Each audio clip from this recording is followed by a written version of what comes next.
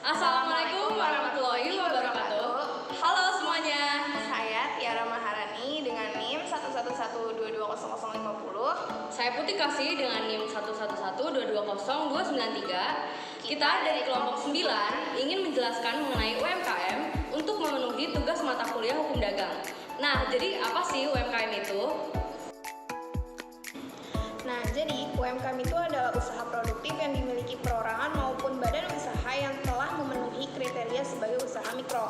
Seperti yang kita ketahui, UMKM itu sudah diatur dalam Peraturan Perundang-undangan Nomor 20 Tahun 2008. Sesuai pengertian UMKM tersebut, maka kriteria UMKM dibedakan secara masing-masing meliputi usaha mikro, usaha kecil, dan juga usaha menengah. Nah, yang pertama itu ada usaha mikro. Jadi usaha mikro itu dapat diartikan sebagai usaha ekonomi produktif yang dimiliki perorangan maupun badan usaha sesuai dengan kriteria usaha mikro. Usaha yang termasuk dalam usaha mikro ini adalah usaha yang memiliki kekayaan bersih mencapai sampai dengan 50 juta dan tidak termasuk bangunan dan tanah tempat usahanya. Hasil penjualan usaha mikro itu juga terdapat setiap tahunnya paling banyak sebesar 300 juta. Lalu yang kedua ada usaha kecil.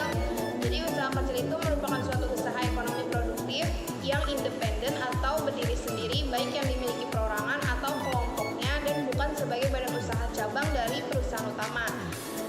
Usaha kecil itu juga dikuasai dan dimiliki serta menjadi bagian baik langsung maupun tidak langsung dari usaha menengah.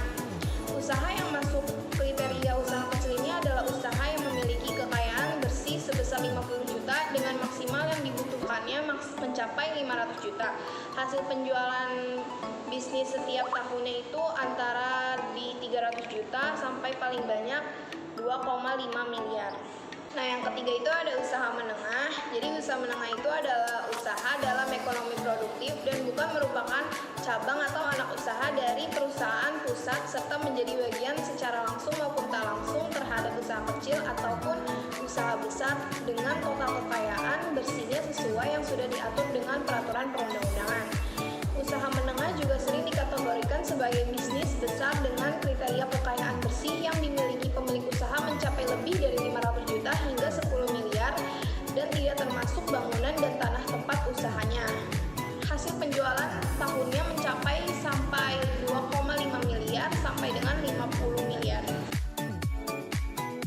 Jadi perkembangan UMKM itu semakin meningkat setelah krisis moneter menerjang ekonomi Indonesia pada tahun 1997 hingga 1998.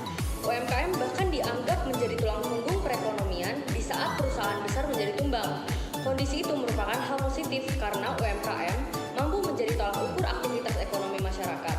Kehadiran UMKM juga dianggap menjadi solusi untuk memperbaiki ekonomi masyarakat. Nah, dengan adanya usaha-usaha kecil, lapangan kerja semakin bertambah, sehingga pengangguran otomatis akan berkurang. UMKM bahkan dianggap berkontribusi paling besar terhadap penyerapan tenaga kerja dibanding sektor usaha besar. Selanjutnya, karakteristik UMKM.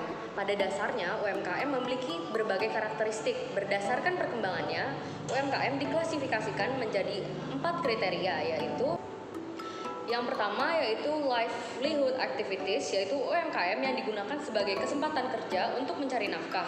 Umumnya dikenal sebagai sektor informal. Yang kedua yaitu micro enterprise, UMKM yang memiliki sifat pengrajin tetapi tak bersifat kewirausahaan.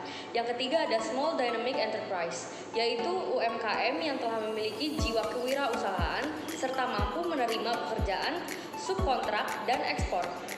Lalu yang terakhir ada fast moving enterprise, yaitu UMKM yang telah memiliki jiwa kewirausahaan dan akan melakukan transformasi menjadi usaha besar. Sementara secara statistik, UMKM dibedakan menurut sektor ekonomi. Yang pertama, pertanian, peternakan, kehutanan, dan perikanan. Yang kedua ada keuangan, persewaan, dan jasa perusahaan. Yang ketiga ada perdagangan, hotel, dan restoran. Yang keempat ada pertambangan dan penggalian. Yang kelima ada listrik, gas, dan air bersih. Yang keenam ada angkutan dan komunikasi. Yang ketujuh industri pengolahan. Dan yang kedelapan ada bangunan. Serta yang terakhir yaitu jasa. Nah, selanjutnya rekan kita Safi dan Sondang telah mewawancarai salah satu pedagang UMKM yang berada di sekitar lingkungan kampus. Untuk lebih lanjutnya, selamat menyaksikan wawancara Kedua teman kelompok kami. Jawara. Kenalin, nama aku Muhammad Sofia Rahab dengan NIM 10012300168. Saya Sondang Febriola Tampugolon dengan NIM 100123139. Dan kita ada di Untirta Sindang Sari. Waduh, keren banget gak sih Kak kampus kita ini? Keren banget. Tapi ngomong-ngomong kita ngapain sih di sini? Kita nih di sini karena ingin memenuhi tugas hukum dagang yang diampu oleh Bapak Dede Agus SHMH, yakni mereview usaha dagang UMKM di sekitaran kampus Untirta Sindang Sari.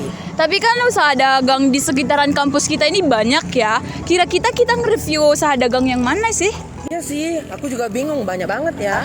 Ya udah, mari kita langsung lihat aja yuk. Yuk. Nah, akhirnya nih setelah dari tadi kami bingung milih usaha dagang mana nih yang akan kami review, akhirnya kita menentukan usaha dagang yaitu usaha dagang Cimol. Nah, sebelum kita review usaha dagangnya nih Kak, gimana kalau misalkan kita review rasa cimolnya dulu nih? Ya, ini wajib di-review nih guys. Yaudah yuk, cobain yuk. Aduh, kayaknya enak nih. Gimana nih Kak rasanya? Enak. Waduh, ternyata memang betul enak guys. Jadi kalau misalkan cimolnya udah enak nih, jadi kami makin penasaran soal usaha dagang. Kenapa sih si abang itu milih usaha dagang cimol dan bagaimana proses pendiriannya, serta untung dan juga hal-hal yang akan mau kita tanyakan. Oke, agar lebih tahu lebih lanjut, mari kita aja langsung tanya. Yuk, tanya abangnya yuk. Nah, kita nih udah di sini nih dengan abangnya. Yuk bang, dengan namanya siapa? Muhammad Surya. Oh, Muhammad Surya. Muhammad Surya. Nah, nih karena kita nih kan lagi review ya usaha dagang. Jadi ya kita akan bertanya tentang usahanya ini apa sih sebenarnya? Apa cuman cimol doang atau ada yang lain? Ada kentang juga, ada. Terus dulu ada jamur crispy tapi udah nggak jual lagi. Oh, udah nggak jual lagi ya. Nah, terus tuh usahanya abang kelola sendiri atau misalnya ini memang usaha orang atau gimana? Kelola sendiri sih. Ini mah punya sendiri gitu, bukan punya orang lain. Ya, inisiatif buka usaha dagangnya itu berarti inisiatif dari abangnya itu ya. Terus nih bang, usahanya nih kalau bisa tahu spesifiknya itu didirikannya kapan? Dari tahun 2021. Dan itu memang tempatnya ada di sini atau misalnya di tempat lain? Iya, dari dulu juga di sini. Dari dulunya. Nah, terus yang kami mau tanyakan tuh, apa sih alasan abang milih usaha cimol? Kenapa nggak usaha lain gitu? Karena dulu pernah jualan di Pasarau kan, jualan cabai bawang, tapi usahanya nggak jalan. Jadi saya pikiran gitu, jualan cimol aja. Terus untuk izin usaha ada nggak? Udah didaftarkan nggak ke Kemenkumham atau Kementerian Perdagangan gitu terkait dengan usaha ini? Enggak sih. Enggak. Ya sih, ini kan UMKM ya, jadi ya nggak apa-apa juga ya kan. Terus untuk modal spesifik, modal pertama kali buka nih kisaran berapa nih? Kalau bisa dikasih tahu? Kisaran 800-an pertama, kalau plus gerobak hitung-hitung nyampe 2 juta. Terus jam operasional atau jam biasanya buka nih dari kapan sampai kapan nih? Dari jam 9 siang sampai jam 5 sore tutup. Dan itu setiap hari? Iya, paling hari Minggu udah nggak jual lagi gitu, tutup libur. Terus untuk penghasilan per hari tuh bisa di kisaran berapa? Per hari nyampe paling 400-300an, kalau ada ya rezeki kan nyampe 500 per hari. Kalau untuk per bulan? Kalau per bulan sekitaran 1.500.000. Itu yang udah bersih ya Bang ya? Bersih. Nah, tuh guys, informasi terkait dengan cimol atau usaha dagang UMKM yang kami pilih untuk kami review. Nah, untuk tempatnya sendiri ada di Untirta Sindang Sari, di seberang gerbang Untirta Sindang Sari. Ya. Kalau yang mau penasaran datang aja nih ke Cimol Bang Kriwil, Cimol Racing.